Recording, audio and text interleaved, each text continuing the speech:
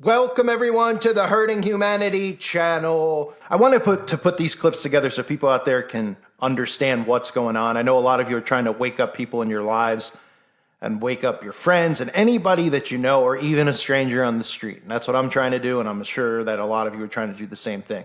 One of the things that people don't seem to understand is what is happening with humanity as a whole, and how they are trying to connect human beings to the internet. People hear that and they're like, yeah, okay, they're trying to connect me to the internet. And then when it happens, of course, they'll never acknowledge that we all warned about it, and they'll go along with it because they'll be told the wonderful benefits of it, of, you know, living forever and not getting diseases and all this stuff.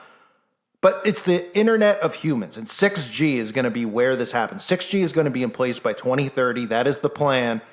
And 6G is pretty much the end. This is connecting everything to technology. This is not just connecting cars. This is not just connecting your home. This is connecting you. And I want to show you some clips here where we see Klaus Schwab and we see many others talking about the internet of humans. Humans will be hackable. Humans will be no longer human because they will mix their DNA, which we're seeing already, with nanobots. They will be mixing themselves, a mixing of iron and clay like the Bible talks about. That is what's going down, and it's happening already. This is what their plan is. And if you don't believe me, listen to it out of the horse's rear ends as well, because these are the people that you're going to see talking, who speak at conferences at the World Economic Forum and other places, the World Government Summit, along with your presidents, your world leaders, and your celebrities who all attend, from Joe Biden to Donald Trump. It doesn't matter what side of the fake pendulum they're on. They're meeting with these people, and these are the ideas that these people have for the world. And your government puppets, your actors in government, are going to be the ones that get this pushed across by destroying what's going on in the world now. And like the phoenix rising from the ashes, that is what their plan is, to come in and save the day and to connect humans to the internet and tell everybody out there that it's the new evolution of humanity. Live forever, don't get sick, and of course, be one with each other. And then the big political and economic question of the 21st century will be, what do we need humans for? Or at least, what do we need so many humans for? Do you have an answer in the book? At present, the best guess we have is keep them happy with drugs and computer games. Can you imagine that in 10 years when we are sitting here, we have an implant in our brains, and I can immediately feel, because you all will have implants, and we measure your brain waves, and I can immediately tell you how the people react, or I can feel how the people react to your answers. Is it imaginable? I think that is imaginable. I think I think, you know, you can imagine that. You can imagine, well, you're going to be sort of transplanted into, you know, the internet, so to speak, to live forever in a digital realm. You know, you can imagine that, you know, you just in your biological incarnation are going to live to be some, you know, very long age. I just would like to highlight what you said about the European Chips Act, because it's an important step to create the physical brain for digitalization and to have it located to a certain extent in Europe. And then we're going to do a little Q&A, questions from the audience, and that'll be a wrap, and you'll leave enlightened and excited. So first off, a video. It's going to make you see the future and understand a wonderful future where we can use brainwaves to fight crime, be more productive, and find love. Let's roll. You're in the zone. Even you can't believe how productive you've been. Your memo is finished, your inbox is under control, and you're feeling sharper than you have in a decade. Sensing your joy, your playlist shifts to your favorite song, sending chills up your spine as the music begins to play. You glance at the program running in the background on your computer screen and notice a now familiar sight that appears whenever you're overloaded with pleasure. Your theta brainwave activity decreasing in the temporal regions of your brain. You mentally move the cursor to the left and scroll through your brain data over the past few hours. You can see your stress levels rising as the deadline to finish your memo approached, causing a peak in your beta brainwave activity right before an alert popped up, telling you to take a brain break. But what's that unusual change in your brain activity when you're asleep? It started earlier in the month. You send a text message to your doctor with a mental swipe of your cursor. Could you take a quick look at my brain data? Anything to worry about? Your mind starts to wander to the new colleague on your team, whom you know you shouldn't be daydreaming about, given the policy against intra-office romance. But you can't help fantasizing just a little. But then you start to worry that your boss will notice your amorous feelings when she checks your brain activity and shift your attention back to the present. You breathe a sigh of relief when the email she sends you later that day congratulates you on your brain metrics from the past quarter, which have earned you another performance bonus. You head home jamming to the music with your work-issued brain-sensing earbuds still in. When you arrive at work the next day, a somber cloud has fallen over the office. Along with emails, text messages, and GPS location data, the government has subpoenaed employees' brainwave data from the past year. They have compelling evidence that one of your coworkers has committed massive wire fraud. Now, they're looking for his co-conspirators. You discover they are looking for synchronized brain activity between your coworker and the people he has been working with. While you know you're innocent of any crime, you've been secretly working with him on a new startup venture. Shaking, you remove your earbuds.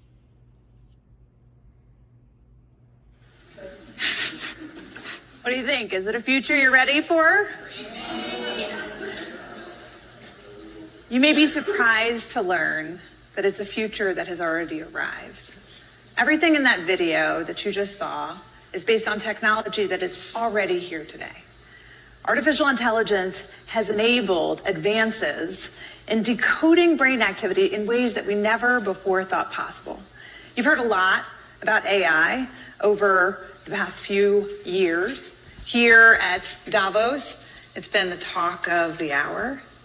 But I want to talk about it in a different way, which is the ability to decode brainwave activity. After all, what you think, what you feel, it's all just data. Data that in large patterns can be decoded using artificial intelligence. Consider this. The average person thinks thousands of thoughts each day. As a thought takes form, like a math calculation, you're happy, you're tired, you're hungry, you're elated. Neurons are firing in your brain, emitting tiny electrical discharges. As a particular thought takes form, hundreds of thousands of neurons fire in characteristic patterns that can be decoded with EEG, or electroencephalography, and AI-powered devices. In fact, what you're seeing here is my brain activity while I'm wearing a simple device like the one on the right. We're not talking about implanted devices of the future. I'm talking about wearable devices that are like Fitbits for your brain. The Internet of Bodies, an ecosystem of internet-connected devices that can alter the capabilities of our bodies, collect personal, intimate data about us so we can learn more about and improve ourselves. We're currently living in an era that's defined by what people are calling the Internet of Things. The Internet of Things. Many devices are moving onto and into our bodies. There's a small but growing movement of people who are early adopters of radical technologies like self-implanted devices. I met a man named Aaron who had about 7 microchips implanted in various parts of his hands. These chips are about the size of a grain of rice and are implanted just under the surface of the skin with an enormous syringe. Aaron was able to unlock his smart front door with 1 microchip and scan another chip with his phone and pull up his personal website. Some of you might start Googling where you can get your microchip implanted, but others of you are probably a bit more cautious about the idea. Even though it's a proven safe technology, it's basically the same technology we use to chip our dogs and cats. The difference of this fourth industrial revolution is it doesn't change what you are doing. It changes you. If you take genetic editing, right. Just as an example, it's you who are changed. Yeah. And of course, this has a big impact on your identity. Yeah. And offers certain kinds of possibilities that have to be careful about. You know, when you began to do that kind of gene editing, some people worry that you are changing what it means to be human. That's the problem. And of course, the new industrial revolution offers us many opportunities, but it raises manifold questions on the ethical, but even legal implications.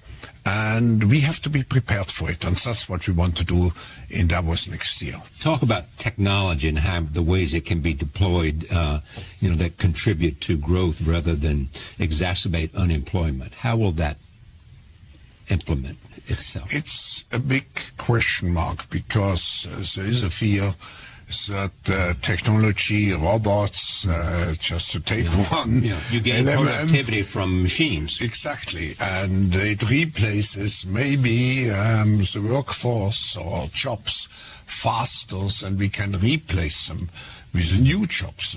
Not everybody can be a robot polisher and so on, so there will be new jobs. I think the most important thing to know about living in the 21st century is that humans are now hackable animals. To hack a human being means to understand that human better than he or she understands themselves. In the 20th century, wireless technology integrated with the human body was nothing more than science fiction. But today, Wi-Fi connected devices like heart rate monitors and sleep trackers have become common parts of American life. How has bionic technology evolved so quickly from science fiction to reality? And what could this Internet of Bodies mean for our lives moving forward?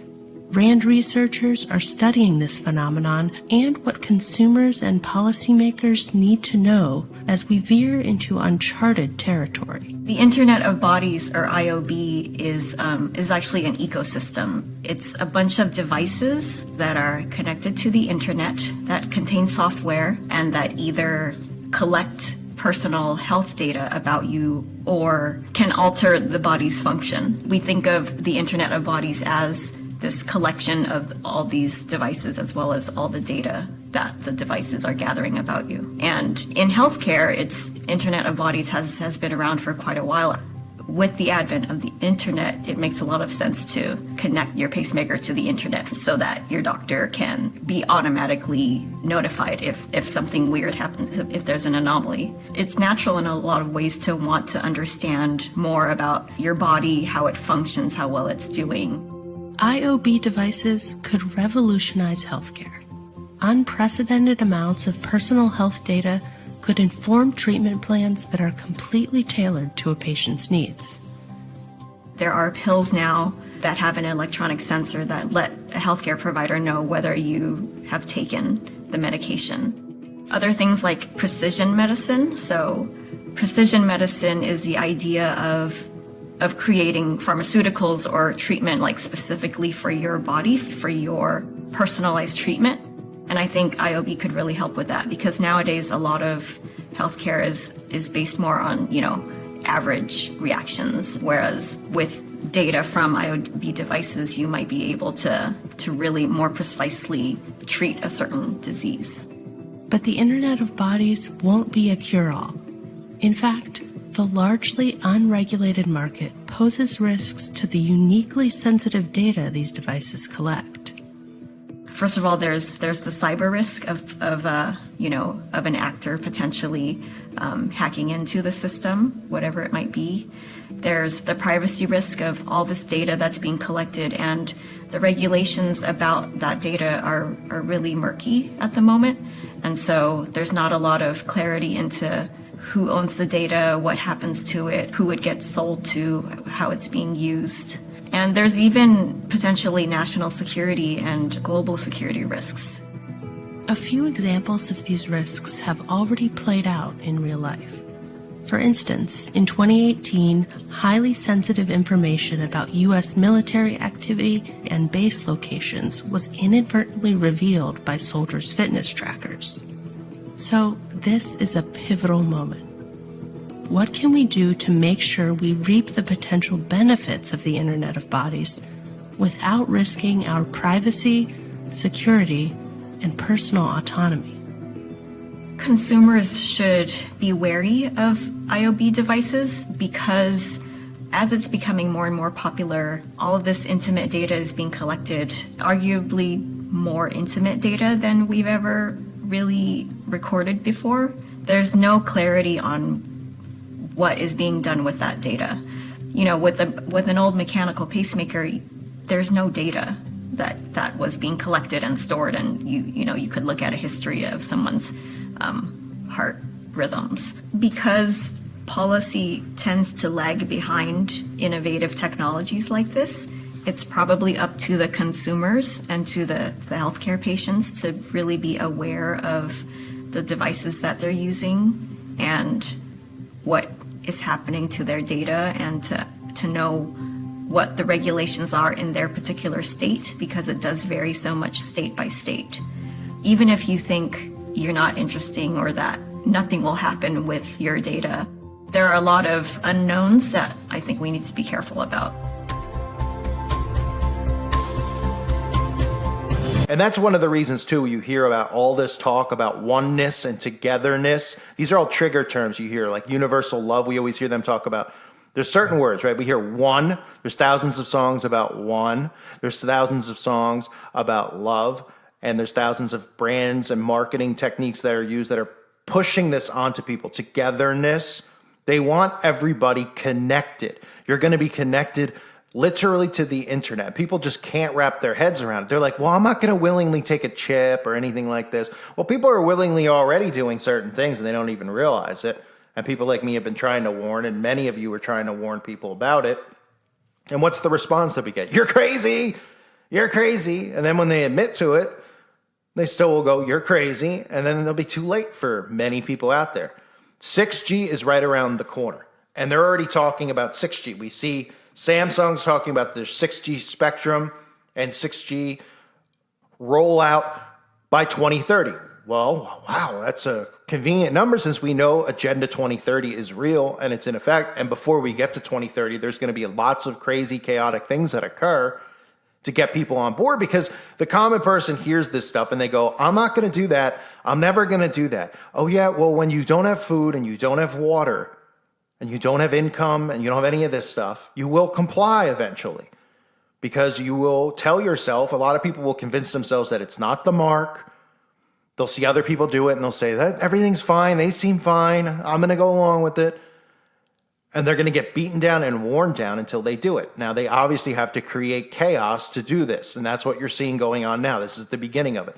We just had a 2-year window where it was a lot of the stuff that's going to be integrated into how people live in the future, with being isolated from one another and being connected to the internet at all times instead of being connected to humans in reality at the same time, being in the same room as somebody. People now, Zoom and all that stuff got pushed so hard during that 2-year period. Now we're seeing, obviously, the rumors of the shortages, power grids, all this stuff. That'll be the next stage to cause chaos. When that chaos is ensuing and going on, people will be turning on one another, going after one another, and eventually be worn out by all of it. And those who survive, when they come up out of their underground bunkers and they reveal to everyone that everything's okay and we could do this together and we need to band together, everybody will join in and hold hands and sing Kumbaya. And they'll be told, look, the future now, if you want to survive in this new world, because we've had hackers and we've had all this stuff, we're going to have to connect ourselves to the internet. And we're going to have to, the way they market it and roll it out will work, because we've seen how they market things and they get people on board. They put a nice background song behind it. They show people smiling, and nobody realizes, that's what I keep saying about these pharmaceutical commercials, just watch one on mute. Just watch it on mute. You're like, oh, wow, this is great. What are they talking about? Then you unmute it, and it's like, side effects could be diarrhea, long-term cancer, blindness. I mean, they go on and on and on. And you're like, why in the background of the video are people like eating cake and having a good time and smiling and playing in the park? I mean, it's just the ultimate deception. And they use mind control tactics like that to get this pushed across. So the Internet of Humans is what is coming next. Humans connected to the internet with 6G technology. And you think it's bad now, it's going to be 10 times worse. Over the next few years, I guarantee you're going to start hearing about more and more car accidents, which are extreme. You know, the problem that we're having with car accidents is that, one, we have people who are potioned up driving, who are completely just, well, I can't get into that here, but I think a lot of people have noticed. And two, you have these zombies who text and drive, who swerve lanes. This is stuff that's going on they don't talk about yet, but they're going to start pumping it in the TV and saying how dangerous drivers are, how dangerous drivers are. And listen, I've been saying it for years. You'll remember when you see it. You'll be like, oh yeah, I remember Cole saying that. They're going to start pumping it over and over again. Spike in car accidents, dangerous to go out and drive, making people afraid to go out and drive because people are reckless on the road. People can't drive. People are texting, and then they'll get their driverless cars. This stuff is all going to be rolled in, and it's a system of total control where you have no free will anymore. You will not have free will because you will be connected to this system. You will give up free will, which means you will give up the right to be human, which means you will indeed be taking the mark because you will no longer be a product of God. You will no longer be a creation of God. You'll be creation of this beast system, and you'll be completely under the control of the world government, which is controlled, of course, by Satan. People think that's insane. All this stuff is right in front of you. I've been showing you guys who listen to my channel for a long time, for years and years and years, this obsession with Satan. I mean, I could cover, a basic music video to, plots in all these movies, to actual government leaders like Joe Biden talking about rituals and Satan and all this stuff. I mean, it's everywhere as people are on autopilot and they're refusing to see it. But this is the Internet of Humans. This is what the future will look like, a human internet where everyone is connected. And that's why you hear these terms like connected and oneness. And of course, this will be completely hackable. This will be hackable because guess who will be hacking you? The devil himself. I thank you guys for being here. I hope you're doing well. God bless you and your families.